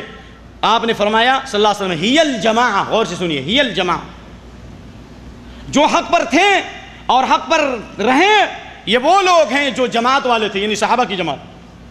کہ جس وقت نبی صلی اللہ علیہ وسلم نے یہ بات بیان فرمائی، اس وقت صحابہ سے افضل روئے زمین پر کوئی جماعت نہیں تھی. اور ابو امامہ کی حدیث رضی اللہ تعالیٰ عنہ، جس میں آپ نے سواد اعظم کا ذکر فرمایا، یعنی عظیم ترین جماعت، تو صحابہ کے نقش قدم پر چلنے والے ہی یہ جماعت ہیں. اور یہی وہ جماعت ہے جس کو اللہ تعالیٰ نے چنا اپنے دین کی اشاعت کے لیے اور اپنی خدمت کے لیے. ان تینوں قولوں کے اندر، ان تینوں اقوال میں کوئی تعارض نہیں ہے. میرے پیارے بھائیوں، یہ جماعت جو صحابہ کے نقش قدم پر چلنے والی ہوگی، صحابہ کے منہج پر ہوگی، یہ جماعت ہے.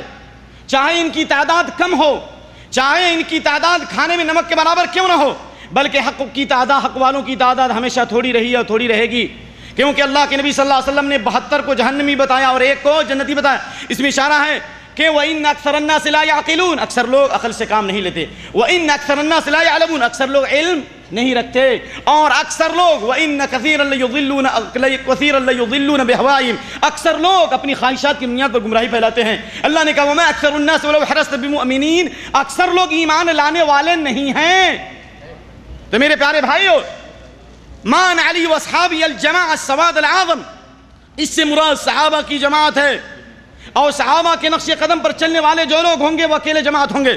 چنانچہ تاریخ دمشق کے اندر یہ روایت موجود ہے عبداللہ بن عباس، عبداللہ بن مسعود سے. ایک نمبر 2، مشکات کی تخریج میں علامہ البانی نے یہ قول نقل کیا حضرت عبداللہ بن مسعود سے. غور سے سنیے، کہا قال ابن مسعود، ذرا غور سے سنیے، اہم ٹرننگ پوائنٹ ہے، اہم پوائنٹ ہے، برننگ ٹاپک ہے اور اس کا مرکزی نقطہ ہے جماعت کا مفہوم. قال عبداللہ بن مسعود رضی اللہ عنہ لعمر بن میمون، یا عمر بن میمون، ان جمہور الجماعہ ہی التي تفارق الجماعہ، الجماعة ما وافق الحق وان كنت وحدك.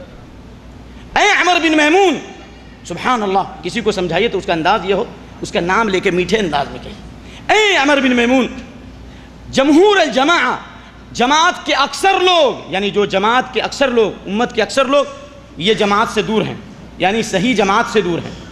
الجماعت ما وافق الحق، جماعت وہ ہے جو حق کے مطابق ہو، جماعت وہ ہے جو حق کے مطابق ہو.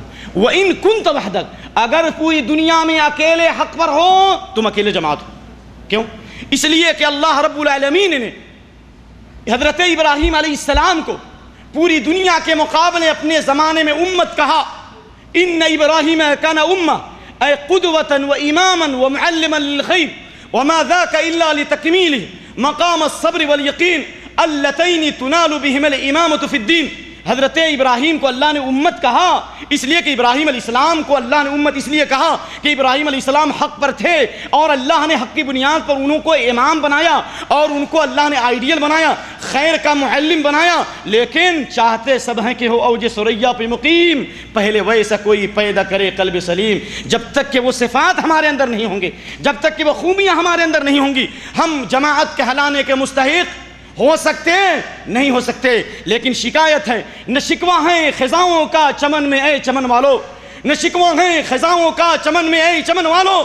بہاروں میں بھی اب شرمندگی معلوم ہوتی ہے. کتاب و سنت کی دعوت دینے والے، صحابہ کے منہج کو پیش کرنے والے، آج ہمارے عقیدے میں فساد کیوں آ گیا؟ آج ہماری نیتوں میں فساد کیوں آ گیا؟ آج ہماری زبانوں میں فساد کیوں آ گیا؟ آج ہمارے عمل میں اختلاف کیوں آ گیا؟ آج ہمارے منہج کے اندر تزلزل کیوں آ گیا؟ آج ہم عصر کے وقت، ظہر کے وقت اہل حدیث ہوتے ہیں، عصر میں مفتی ہو جاتے ہیں، مغرب کے وقت مکفر ہو جاتے ہیں. بتاؤ صحابہ کرام کا کیا یہ منہج تھا؟ صحابہ کا یہ منہج تھا؟ اگر صحابہ کے منہج منہج پر ہو، اگر حق پر ہو، اکیلے تم ایک جماعت ہو۔ اسے ہندوستان کی تاریخ کو دیکھو، شمال اور بر صغیر ہند و پاک کی تاریخ کو دیکھو، چند جماعت نے مل کر کے کتاب و سنت کی دعوت دی۔ یہ کتابیں موجود نہیں تھی، اتنی بڑی لائبریریاں موجود نہیں تھی، اتنے علماء موجود نہیں تھے، لیکن اللہ نے ان محدثین کی جماعت سے، اہل باصفا سے اور ان اللہ والوں سے اللہ نے وہ کام لیا۔ قلت بے سر و سامانی کے باوجود اللہ نے ان کی مدد فرمائی، اللہ نے ان کی زبانوں میں تاثیر دی، اللہ نے ان کی نیتوں میں اخلاص دیا۔ چند کتابوں کے ذریعے کایا کی مسلمانوں کی کایا پلٹ گئی اور امت کے اندر اصلاح پیدا ہوئی۔ کیوں؟ اس لیے کہ وہ صحابہ کے منہج پر تھے، ان کی نیتیں بھی ایک تھی، ان کے عمل میں بھی اخلاص تھا، ان کی نیتوں میں بھی ان کی نیتوں کے اندر بھی صلاح تھا، اور ان کی دعوت میں کتاب و سنت کا منہج تھا۔ آپ کہتے ہو کہ ہم کتاب و سنت کے منہج پر ہیں اور فجر کی نماز غائب، کتاب و سنت کی منہج پر ہیں، نماز ہو رہی ہے، جماعت چھوٹ گئی اور ہم غائب ہیں، کیسے جماعت کہلا سکتے ہو؟ اے میرے دوست، اے میرے بھائی، اے میرے بھائی، سنو، تیرے نبی نے فرمایا صلی اللہ علیہ وسلم، یہ حدیث حضرت ابو درداء کی ہے، اللہ کے نبی کریم صلی اللہ علیہ وسلم نے فرمایا، حضرت معاذ بن جبل کی، ابو درداء کی، ما من ثلاثة في قرية لا تقام فيهم الصلاة الا قد استحوذ عليهم الشیطان۔ جس بستی میں، جس شہر اور جس علاقے میں 3 آدمی بھی ہوں اور وہاں نماز قائم نہ ہو، جماعت کے ساتھ نماز نہ پڑھی جائے، تو شیطان ان پر مسلط ہو جاتا ہے۔ اللہ اکبر۔ اور آپ نے کیا فرمایا؟ فعلیک بالجماعۃ، جماعت کو لازم پکڑو۔ اگر صحابہ کے منہج پر ہو تو جماعت کے ساتھ نماز پڑھو۔ حارث بن حسان کی شادی ہو رہی ہے، فجر کی نماز میں حاضر ہو رہے ہیں۔ حضرت عبد الرحمن بن عوف کی شادی ہو رہی ہے، فجر کی نماز میں حاضر۔ صحابہ کرام 3-3 4-4 میل سے جماعت پانے کے لیے آ رہے ہیں۔ آپ بھی تو جماعت والے ہو، آپ بھی تو سنت والے ہو، جماعت سے چھوڑو گے، جماعت کی نماز چھوڑو گے، تم صحابہ کے منہج میں نہیں ہو سکتے، شیطان مسلط ہو جائے گا۔ اور معاذ بن جبل کی حدیث، ان الشیطان ذیب الانسان کذیب الغنم۔ میرا وقت ابھی 20 منٹ ہے، ذرا رکیے غور سے۔ ان الشیطان ذیب الانسان کذیب الغنم، شیطان انسان کا بھیڑیا ہے، جس طرح بھیڑیا بکری کو کھا جاتا ہے اسی طرح شیطان انسان کو کھا جاتا ہے۔ بھیڑیا بکری کے جسم کو کھاتا ہے اور شیطان انسان کے دین اور ایمان کو کھاتا ہے۔ کس بکری کو بھیڑیا کھاتا ہے؟ یاخذ الشاة یاخذ القاصیۃ والناحیہ، اس بکری کو بھیڑیا کھاتا ہے قاصیہ جو دور چلی جائے یا جو الگ ہو جائے جماعت سے۔ آپ صلی اللہ علیہ وسلم نے فرمایا فعلیک بالجماعۃ والعامہ والمسجد۔ دیکھیے 3 چیزیں، جماعت کے ساتھ رہو، یعنی دلوں میں بھی اتحاد رہے۔ کیوں؟ اس لیے کہ قطف الثمر فی بیان عقیدت اہل الاثر، نواب صدیق حسن خان رحمہ اللہ کی کتاب ہے، عقیدے کے تعلق سے کہا، من اصول اہل السنت والجماعہ سلامت قلوبہم لاصحاب الایمان۔ اہل سنت والجماعت کے اصول میں یہ بات داخل ہے کہ ان کے دل ایمان والوں کے لیے پاک اور صاف ہوتے ہیں، پاک اور میں نے پہلے ابن عباس کا قول نقل کر دیا کہ اہل سنت وہ ہیں جن کے دل بھی ایک ہو، جن کا منہج بھی ایک ہو، ٹھیک ہے؟ تو میرے بھائیوں، جماعت کو لازم پکڑو، عامت الناس کے ساتھ رہ کر دعوت کے فریضے کو انجام دو، اور مسجد کو لازم پکڑو۔ مسجد میں جماعت ہو رہی ہے اور آپ چھوڑ رہے ہیں، کہہ رہے ہیں کہ ہمارے اوپر جماعت فرض نہیں، رہیا سو باللہ کو بتاؤ، ہے کوئی منہج، ہے کوئی ایک صحابی کا منہج کہ نماز ہو رہی ہو نماز سے غافل ہو؟ واللہ کی قسم یہ صحابہ کا منہج نہیں ہے، یہ صحابہ کا منہج نہیں ہے، نہیں ہے، نہیں ہے۔ تو یہ قول حضرت عبداللہ بن مسعود رضی اللہ تعالی عنہ کا ہے۔ اچھا آئیے میں آپ کو ابو شامہ کی بات پیش کرتا ہوں۔ ابو شامہ الباعث علی انکار البدع والحوادث، تھوڑی علمی بات ہے، اللہ کرے کہ آپ بات سمجھ لیں۔ حضرت ابو شامہ کہ اپنی کتاب الباعث علی انکار البدع والحوادث میں لکھتے ہیں، کہتے ہیں کہ جماعت کا ذکر آیا ہے، حیث جاء الامر بلفظ الجماعہ، حدیث میں آیا کہ جماعت کو لازم پکڑو۔ اس سے کیا مراد؟ کہا فالمراد به لزوم الحق واتباعه وان كان المتمسك به قليلا والمخالف كثيرا، لان الحق الذي كانت عليه الجماعه الاولى من النبي صلى الله عليه وسلم واصحابه ولا نظر الى كثره اهل الباطل، رواه ابو نعيم في الحليه۔ کیا کہا؟ اس کا مطلب یہ ہوا کہ جماعت کس کو کہتے ہیں؟ حق کو لازم پکڑنا اور حق کی اتباع کرنا، اگرچہ اس کو پکڑنے والے تعداد میں تھوڑے ہوں اور اس کے مخالفین زیادہ کیوں نہ ہوں، لیکن وہی جماعت ہے جو حق کو لازم پکڑے، اس لیے کہ حق وہی ہے جس پر نبی صلی اللہ علیہ وسلم اور نبی کے صحابہ تھے۔ اہل باطل کی کثرت کو نہیں دیکھو گے، اس کی جھاڑ جھنکاڑ کو مت دیکھو، اس کی چمک دمک کو نہ دیکھو، لا یغرنک تقلب الذین کفروا فی البلاد لا تمدن عینیک الی ما متعنا بہ، ان کے گاڑیوں کی خوبصورتی کو، ان کی چمک دمک کو مت دیکھو، اللہ ان کو آزما رہا ہے، اللہ تمہیں بھی آزما رہا ہے، اللہ دین کی شادابی تمہیں دے رہا ہے، نبی کی نصرت کی اللہ تعالیٰ تمہیں شرف، نبی کی نصرت کا اللہ شرف تمہیں دے رہا ہے، اس لیے حق پر چلنا ہی جماعت ہے، حق پر چلنا۔ چلیے، امام بخاری نے صحیح بخاری لکھی، اس کے کئی اسباب ہیں، ان میں سے ایک سبب یہ ہے کہ ان کے استاد اسحاق بن راہوے، اسحاق بن ابراہیم الحنظلی رحمہ اللہ، انہوں نے امام بخاری کے سامنے یہ منشور پیش کیا کہ ایسی کتاب جمع کرو جو صحیح الگ ہو اور ضعیف کو چھاڑ دو، صحیح حدیثوں کو جمع کرو۔ تو اسحاق بن راہوے کہتے ہیں لو سألت الجہال لقالوا جماعت الناس، اگر جاہلوں سے سوال کرو کہ جماعت سے کیا مراد، کہیں گے عامت الناس کو پکڑو۔ کہا کہ لا، جماعت کیا ہے؟ کہا حضرت اسحاق بن راہوے نے کہ جماعت کیا ہے؟ عالم متمسک باثر النبی صلی اللہ علیہ وسلم واتبعہ فمن کان معه وتبعہ فهو الجماعہ۔ میں نے پہلے اس کی طرف اختصار میں جو بیان دیا اس میں اشارہ کر دیا کہ جماعت کیا ہے اپنے زمانے میں، جو عالم ہو حدیث کا، سنت کا عالم ہو، سنت کا متبع ہو، کیونکہ جو سنت کا متبع ہوگا جماعت نہیں بنائے گا، جماعت کی دعوت نہیں دے گا، نہیں جماعت بنا کر، بلکہ جماعت کے اوپر قائم رہے گا۔ میں پوچھتا ہوں امام بخاری کے ہزاروں شاگرد، بتاؤ انہوں نے کوئی جماعت اور کوئی نئی جماعت بنائی؟ امام مسلم نے کوئی جماعت بنائی؟ چلو محدثین کے بعد، امام محدثین سے پہلے فقہاء کے بارے میں دیکھو، امام ابو حنیفہ رحمۃ اللہ علیہ، اور امام مالک رحمۃ اللہ علیہ، اور امام شافعی رحمۃ اللہ علیہ، امام احمد بن حنبل رحمۃ اللہ علیہ، دیکھو ان لوگوں نے اپنے شاگردوں کو توحید کی دعوت دی، سنت کی دعوت دی، لیکن کوئی جماعت نہیں ہوئی۔ یہاں تک کہ امام ابو حنیفہ رحمۃ اللہ علیہ کے بارے یہ مشہور قول کہ کوفے میں حدیث کا درس دے رہے تھے، ایک شخص آیا اور کہا یا امام دعونا عن هذه الحدیث، اے امام حدیثوں کو چھوڑو، اپنی فقہ کی تعلیم دو۔ کیا کہا؟ لولا السنہ ما فهم احد منا القرآن، اگر سنت کو کوئی نہیں پڑھے گا اور سنت کا علم حاصل نہیں کرے گا تو وہ قرآن کو نہیں سمجھ سکتا۔ اور علیکم باتباع السنہ، سنت کی اتباع کو لازم پکڑو، فمن خرج عنها ضل، جو سنت کی اتباع سے نکلے گا وہ گمراہ ہو جائے گا۔ تو میرے بھائی، اپنے زمانے میں، اپنے زمانے میں جو کتاب و سنت پر چلنے والے، جو علم حدیث کی خدمت کرنے والے، جو کتاب و سنت پہ چل رہے ہیں وہی جماعت ہے۔ آپ ان سے مسئلے پوچھو، جس طرح خیر القرون میں لوگ اپنے وقت کے علماء سے، قاضی سے فتویٰ پوچھ کر کے عمل کرتے تھے، اگر اس نقش قدم پہ چلو گے انشاءاللہ الجماعہ کے مصداق ہوگے اور اختلاف اور فتنوں سے دور رہو گے۔ اور ابن حبان نے تو اتنا واضح کیا، امام ابن حبان رحمۃ اللہ علیہ نے کہا کہ جماعت سے مراد کیا ہے؟ اجماع اصحاب رسول اللہ صلی اللہ علیہ وسلم، صحابہ کرام کا جس مسئلے پہ اجماع تھا، صحابہ جن مسئلوں پر متحد تھے، متفق تھے، ان پر چلنا یہ جماعت ہے۔ ٹھیک ہے، یہ تو باتیں بہت ہو گئی، لیکن صحابہ کے بعد جو لوگ جماعت کے مصداق ہوں گے وہ لوگ ہوں گے جن میں تین صفتیں ہوں گی۔ جن میں کتنی صفتیں ہوں گی؟ تین۔ والجماعت بعد اصحاب رسول اللہ صلی اللہ علیہ وسلم ہم اقوام اجتمع فیہم الدین والعلم والعقل ولزموا ترک الہوا فیما ہم فیہ لا اباش الناس ورواہم ان کثروا الی آخر روایت۔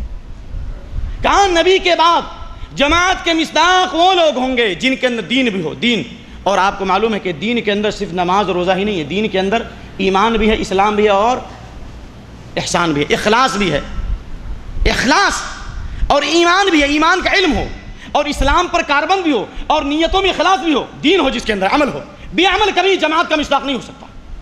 ایک والعلم، علم بھی ہونا چاہیے، اور وہ علم جو علم نبی صلی اللہ علیہ وسلم نے صحابہ کو سکھلایا اور صحابہ کرام سے، تابعین اور تبع تابعین نے سیکھا کتاب و سنت کا علم۔ اور صرف علم کافی نہیں، علم تو خوارج کے پاس بھی تھا، علم تو شیعوں کے پاس بھی تھا، اور 72 جو گمراہ ہوئے علم کے باوجود گمراہ ہو گئے۔ کیوں؟ اس لیے کہ ان کی علم تو تھا لیکن سمجھ صحابہ کی نہیں تھی، صحابہ کا فہم نہیں تھا۔ اچھی بات۔ اور جہنم میں جانے کا سبب علم صحیح کا فقدان اور فہم صحیح سے محرومی ہے۔ یعنی جس کے پاس صحیح علم نہیں ہوگا اور صحیح فہم نہیں ہوگا وہی جہنمی ہے۔ دلیل، جب جہنمی جہنم کے اندر جا رہے ہوں گے اور داروغہ جہنم پوچھیں گے تم جہنم پہ کیوں چلے گئے، تو کہیں گے کہ وقالوا لو كنا نسمع او نعقل ما كنا في اصحاب السعير، کاش کے، لو یعنی کاش کے، اگر ہم سنے ہوتے، یعنی غور سے سنے ہوتے اور سمجھے ہوتے تو ہم جہنمی نہیں ہوتے۔ یعنی نہ سنا نہ سمجھا، اور سنا بھی تو انسنا کر دیا، اس کو سمجھنے کی کوشش نہیں کی۔ تو معلوم ہوا اگر آپ جماعت کے اندر ہیں اور آپ اجتماعیت پہ آنا چاہتے ہیں تو آپ کو علم بھی رکھنا چاہیے اور آپ کو سمجھ بھی رکھنی چاہیے اور آپ کو فہم بھی رکھنا چاہیے۔ میں ایک مثال لیتا ہوں، حضرت ابو درداء نے، ایک صحابی اللہ کے نبی صلی اللہ علیہ وسلم کی خدمت میں آئے، قبیصہ مسند احمد وغیرہ کی روایت ہے، بوڑھے ہو گئے تھے، کہا کبر السن ورق آدمی، میرے سر کے بال پک چکے ہیں، داڑھیاں بالکل سفید ہو چکی ہیں، ہڈی کمزور ہو گئی، اتیتک لتعلمنی، اللہ کے نبی صلی اللہ علیہ وسلم میں آیا ہوں تاکہ آپ ہمیں علم عطا فرمائیں، آپ ہمیں علم دیں۔ یہ نہیں کہا کہ آپ مجھ کو اپنے سینے سے لگا کر کے ایسا سینے سے لگائیں کہ آپ کے سینے کا سارا علم ہمارے سینے میں آ جائے، الحاذا صحیح؟ ایسا ہوتا تو ابو ہریرہ رضی اللہ تعالیٰ عنہ کی اتنی محنت کی ضرورت نہیں پڑتی۔ آپ نے کیا فرمایا؟ یا قبیصۃ ما مررت بشجر ولا حجر الا استغفر لك، اللہ اکبر۔ کبھی ہم کو بھی توفیق ہوئی، جس درخت سے گزرے، جس جھاڑ سے گزرے، جن پتھروں سے گزرے، علم کے لیے نکلے، تمام چیزوں نے تیرے لیے مغفرت کی دعا کی۔ اس لیے ابو درداء کا قول اور صحابہ کا، اگر صحابہ کے منہج پہ آنا چاہتے ہو میرے پیارے بھائیو، اللہ ہم سب کو شامل فرمائے، اغد عالما او متعلما او مستمعا، اور عمر بن عبدالعزیز کہتے ہیں اغد عالما او متعلما او مستمعا او محبا للعلم، یا تو عالم بنو، یا تو کیا بنو؟ عالم بنو، یا طالب علم بنو، طالب علم بنو، علم کے طلب کرنے والے بنو، یا علم کے سننے والے بنو، اور عمر بن عبدالعزیز رحمۃ اللہ نے اضافہ کیا علم سے محبت کرنے والے بنو۔ اگر ان چاروں میں اور ان تینوں میں نہیں ہوگے تو تم ہلاک ہو جاؤ گے، تم باقی نہیں رہو گے، یعنی تمہارا دین اور ایمان محفوظ نہیں رہے گا۔ اے میرے پیارے بھائی، اگر جماعت میں آنا چاہتے ہو، اللہ نے آپ کو حلال روزی دی ہے، اللہ نے پاکیزہ روزی دی ہے، جس طرح زمزم خالص، یہاں دین بھی خالص آپ کو مل رہا ہے، کیا کوئی شک؟ ان الایمان لیعرض الی المدینہ، وفی روایت مسلم ان الایمان لیعرض الی الحجاز کما تعرض الحیۃ الی جحریہ، دین پوری دنیا سے سمٹ کر حجاز میں، مکے اور مدینے میں دین صحیح شکل میں اس طرح باقی رہے گا آخری زمانے میں جس طرح سانپ اپنے بل میں داخل ہو جاتا ہے۔ اللہ اکبر۔ آپ اس ملک میں ہیں، اس علاقے میں ہیں جہاں دین خالص مل رہا ہے، آپ صحیح علم حاصل کرو، آپ کتاب و سنت کا فہم حاصل کرو، آپ اپنے اندر دین اور تقوی پیدا کرو۔ انشاءاللہ یاد رکھو، اگر آپ اس جماعت میں آؤ گے تو اللہ آپ کو فتنوں سے بچائے گا، اختلاف سے بچائے گا، بدعتوں سے بچائے گا، اور اللہ جنت میں داخل فرمائے گا، اور حق کی بنیاد پر اللہ آپ کی مدد کرے گا۔ اور یاد رکھو، جماعت کے التزام سے مراد جسموں کا التزام نہیں ہے۔ صحابہ تو مختلف خطوں میں پھیل گئے، یعنی ان کے منہج کو اپنا، حلال اور حرام کے اندر صحابہ کے منہج کو دیکھو، صحابہ کے طریقے کو دیکھو، اور یاد رکھو کبھی تعداد کے اوپر، کبھی کثرت کے اوپر مت جاؤ۔ اگر ہم اور آپ جماعت میں آنا چاہتے ہیں تو پھر سے ہم اپنی نیتوں میں اخلاص پیدا کریں، اپنے عمل کے اندر سدھار پیدا کریں، اور اللہ کے نبی صلی اللہ علیہ وآلہ وسلم کی اس حدیث کو یاد کریں کہ آپ صلی اللہ علیہ وآلہ وسلم نے آخری زمانے میں اختلاف کی خبر دی، اور آپ صلی اللہ علیہ وسلم نے فرمایا، اللہ اکبر، آپ صلی اللہ علیہ وسلم نے فرمایا ان الدین بدا غریبا، یہ ہے جماعت آخری زمانے میں، ان الدین بدا غریبا وَسَيَعُودُ غَرِيبًا كَمَا بَدَا فَطُوبَى لِلْغُرَبَاء، مسلم کے الفاظ ہیں۔ دین کی ابتدا جب ہوئی تو دین پر چلنے والے اجنبی تھے، غریب سے معنی فقیر نہیں ہے، نیا، یعنی جس طرح ایک ہزار آپ کے پاس درخت ہو، کس چیز کا؟ انجیر کا درخت ہو، اور 1000 انجیر کے درخت میں ایک آم کا درخت آئے گا تو وہ ایک نیا ہے نا۔ تو اسی طرح دین کی ابتدا اجنبیت کے ساتھ ہوئی، یعنی دین، تمام لوگ گمراہ تھے، تمام لوگ کفر پر تھے، ایمان والے نئے تھے، تمام لوگ ضلالت پر تھے، ایمان والی ہدایت پر تھے، تمام لوگ فسق و فجور میں تھے، ایمان والوں کے اندر صلاح تھا، تمام لوگ برائیوں میں تھے، ایمان والے خیر اور بھلائی پر تھے۔ ایک وقت ایسا آئے گا کہ دین اجنبی بن جائے گا مسلمانوں کے درمیان۔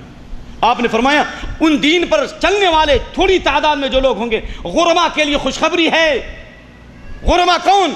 قلیل اناس صالحون فی اناس صالحون قلیل فی ناس سوء کثیر، نیک لوگ کم ہوں گے اور برے لوگ زیادہ ہوں گے، اور نیک لوگ برے لوگوں کے درمیان جو ہوں گے ان کی مخالفت زیادہ ہوگی اور ان کی باتیں کم مانی جائیں گی، ایک بات۔ اور دوسری بات اللہ کے نبی نے فرمایا، گرچہ سند میں کلام ہے، الذین یصلحون ما افسد الناس، جو آخری زمانے میں لوگوں کے فساد کو، بگاڑ کو دور کریں گے۔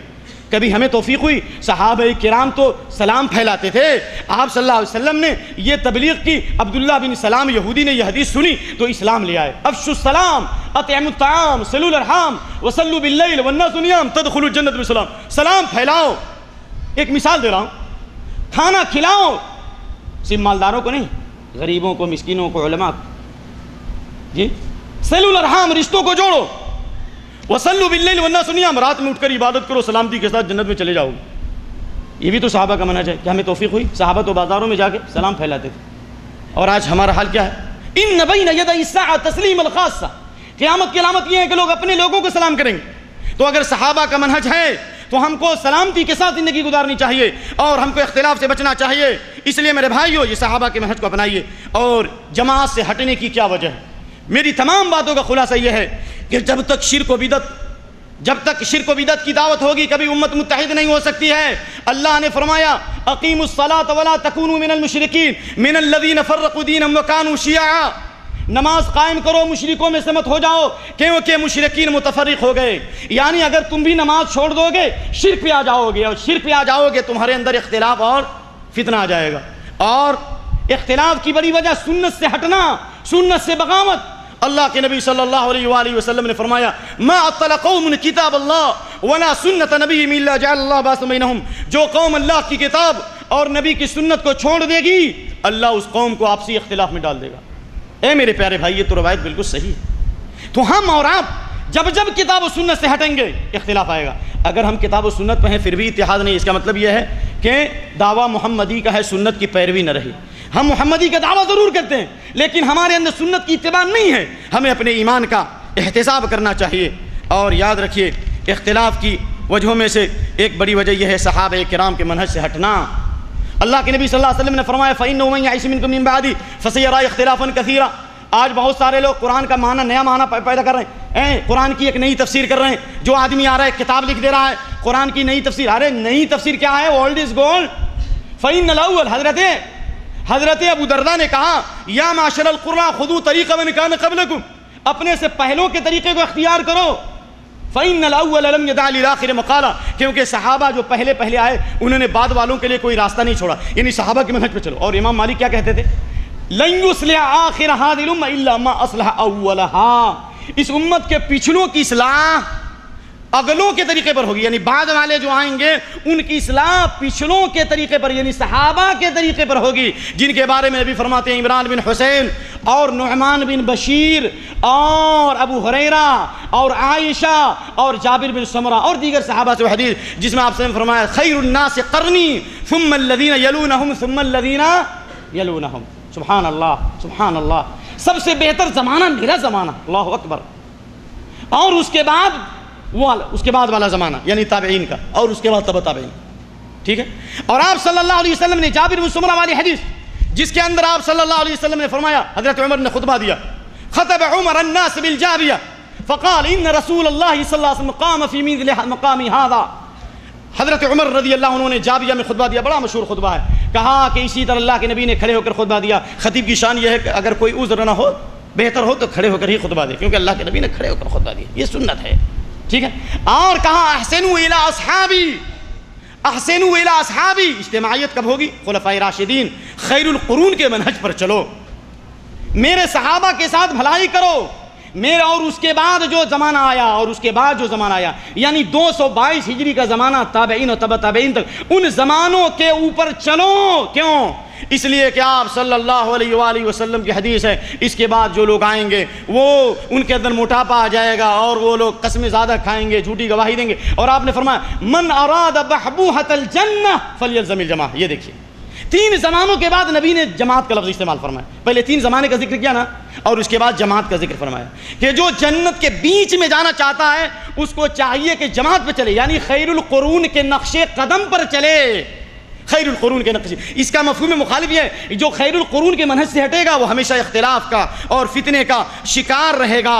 اس لیے ہم کو اور آپ کو چاہیے کہ ہم اور آپ اپنی نیتوں کے اندر اخلاص پیدا کریں اور اپنی دعوت میں اخلاص پیدا کریں، اور یاد رکھیے کہ اگر ہم متحد ہونا چاہتے ہیں تو توحید کی دعوت کو عام کرو، توحید کی دعوت، دل بھی متحد ہو اور زبان کے اندر بھی اتحاد ہو اور زبان پر توحید کے نعرے ہوں، قل یا اہل الکتاب تعالوا الی کلمۃ سواء بیننا وبینکم الا نعبد الا اللہ ولا نشرک به شیئا ولا يتخذ بعضنا بعضا اربابا من دون اللہ۔ اور اللہ کے نبی کریم صلی اللہ علیہ وآلہ وسلم نے فرمایا جب انصار نے کچھ شکایت کی نبی صلی اللہ علیہ وسلم سے، خاص واقعہ غزوہ حنین کے مال غنیمت کے تعلق سے، تو آپ نے جو کہا تھا الم اجدکم ذلالا، سنو غریب ہو نا اللہ مالدار کر دے گا، فقیر ہو اللہ مالدار کر دے گا، مسکین اللہ دولت دے گا، سنت پہ چلو، صحابہ کے منہج پہ چلو.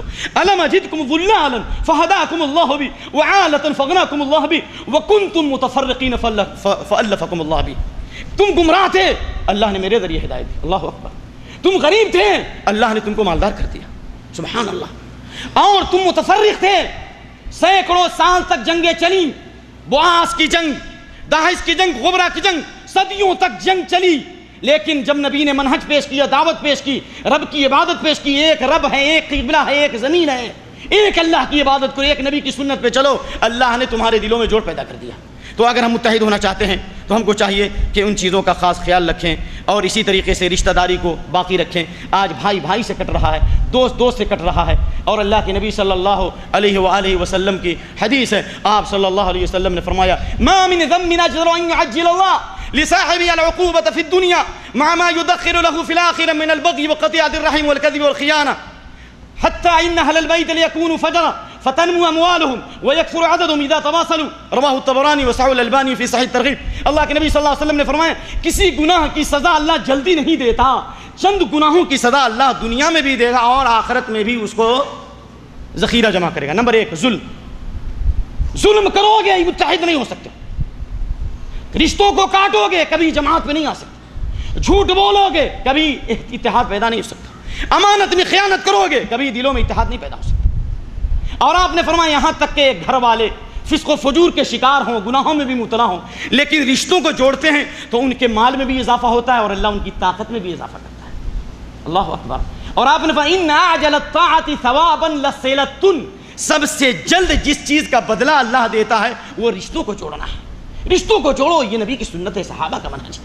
صحابہ کے دل ایک تھے، اگر اختلاف ان میں باہم دیگر تھا تو بالکل مدار ان کا اخلاص پر تھا. جھگڑتے تھے لیکن نہ جھگڑوں میں شر تھا، خلاف آشتی سے خوش آئندہ تر تھا، لگایا تھا مالی ایک باغ ایسا نہ تھا جس میں چھوٹا بڑا کوئی پودا. اس منہج پہ آ جاؤ میرے بھائیوں. اور اگر متحد ہونا چاہتے ہو مشورے سے کام کرو.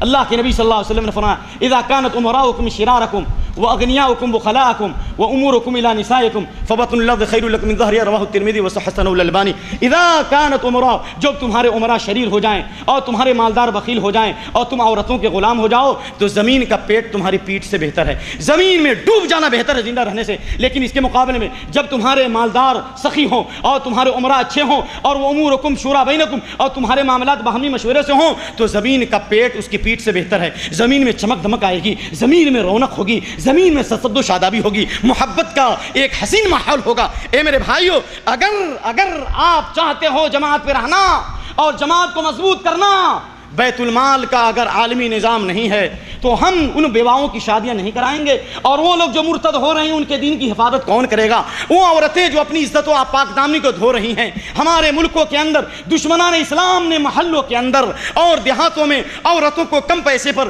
سود دینے کے لیے ایک ایسا سسٹم بنا دیا ہے کہ کم پیسے پر سود دیتے ہیں، ان کی عزت و آبرو سے کھیل رہے ہیں، مسلم لڑکیوں کے خلاف سازشیں ہو رہی ہیں اور ان کو غیروں کی طرف سے تانے دیے جا رہے ہیں. منظم پلاننگ کے ان کی عزت و آبرو کو نیلام کیا جا رہا ہے.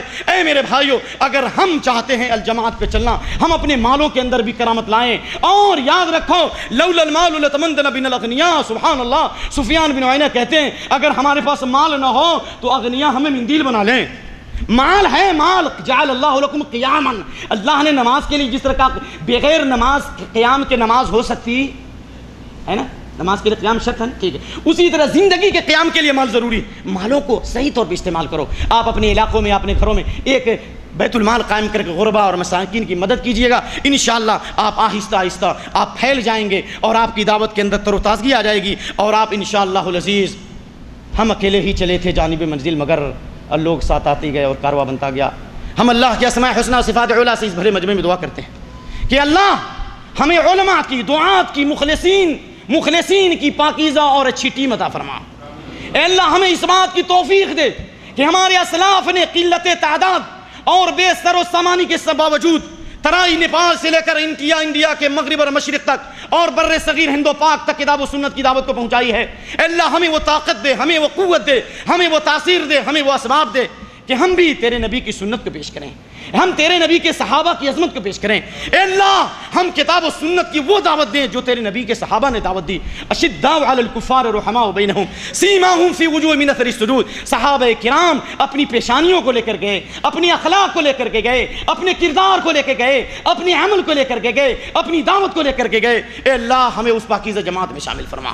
اے اللہ اس جماعت میں شامل فرما جس کے بارے میں تیرے نبی نے دعا فرمائی, ان من ورائکم ایام الصبر, تمہارے بار فتنوں کے ایام آئیں گے, مصیبتوں کے ایام آئیں گے. للعامل فیہن اجر 50 رجلا, لیکن جو شخص ایسے موقع پر صحیح سنت پہ قائم رہے گا, جماعت کے اوپر قائم رہے گا, کتاب و سنت کی اجتماعیت پر قائم رہے گا, 50 لوگوں کا ثواب ملے گا. صحابہ نے کہا ہم میں سے 50 یا ان میں سے 50, تو آپ نے فرمایا تم میں سے 50. اس کا مطلب یہ نہیں کہ صحابہ کے فضیلت کو پالیں گے نا, یعنی اس ایک پوائنٹ میں, صبر کے میدان میں, آخری زمان میں حق پر قیام اور اجتماعیت کے ساتھ کتاب و سنت کی دعوت, عملی طور پر کتاب و سنت کی دعوت پر صبر کریں گے تو اس میدان میں فضیلت میں آگے ہو جائیں گے. ورنہ صحابہ کی فضیلت بہت ہے جو علماء نے بیان کیا اور کرتے ہیں. اسی لیے میرے بھائیو, آؤ ہم اور آپ اس جماعت میں آئے جس میں الصبر فیہن کالقبض علی الجمر, ہاتھ میں چنگاری لینا جتنا مشکل ہوگا دین پر قائم رہنا مشکل ہوگا. اس لیے بڑے بڑے گمراہی کے فتنے آئیں گے. دعاتون علی ابواب جہنم, جہنم کی طرف دعوت دینے والے بلا رہے ہوں گے. دیکھو آپ حیدرآباد میں ٹولی چوکی پر ایک مثال میں دیا, سو اہل سنت کے نام پر ایک جماعت بنا دیا اور کتاب و سنت پہ چلنے والوں کے خلاف ڈال رہے ہیں. منکرین حدیث کی جماعت پیدا ہو گئی, قادیانی کی جماعت پیدا ہو گئی, مسعود احمد BSc کی جماعت, جماعت المسلمین پیدا ہو. یہ سب کے سب کتاب و سنت کے خلاف ایک سازش ہے. میرے بھائیو اگر ہم صحیح دعوت دیں گے, کتاب و سنت کی دعوت دیں گے, اللہ الجماعت رحمت والفرقۃ عذاب, یہ اللہ کا عذاب ہے. ہم نے سنت نہیں پھیلایا, ہم نے نبی کی دعوت نہیں پھیلائی. اور یاد رکھو کتاب و سنت پر چلنے والوں, اہل الحدیث اہل الاثار لوگوں, علامہ ابن قیم کی بات یاد رکھو, حق کی مثال سورج کی روشنی کی ہے. حق کی مثال سورج کی روشنی کی, اور باطل کی مثال رات کے اندھیرے کی ہے. سورج کی روشنی آئے گی, رات کی تاریکیاں ختم ہو جائیں گی. حق کی دعوت لے کر آؤ گے, یہ سب اپنے دلوں میں داخل ہو جائیں گے. لیکن آؤ میدان کے اندر, آؤ کردار کے اندر, تمہارا پاجامہ ٹکنے سے نیچر, تمہارے چہرے پر نبی کی سنت نہیں, آپ کے عمل میں اختلاف, آپ کی دعوت میں اختلاف, ہم کیسے پھیل سکتے ہیں؟ دل کے پھپولے جل اٹھے سینے کے داغ سے, اس گھر کو آگ لگ گئی گھر کے چراغ سے. اور شاعر کے شعر پر میں اپنی بات ختم کرتا ہوں. علماء اور مشائخ اور ہمارے اجلہ اساتذہ کے سامنے میں نے بہرحال جرأت کی, اور میری یہ طبیعت بھی نہیں کہ میں بڑے بڑے جلسوں میں جاؤں, یہ میرا کوئی شعار نہیں, لیکن اللہ نے ایک موقع دیا, میں آپ کی خدمت میں آیا.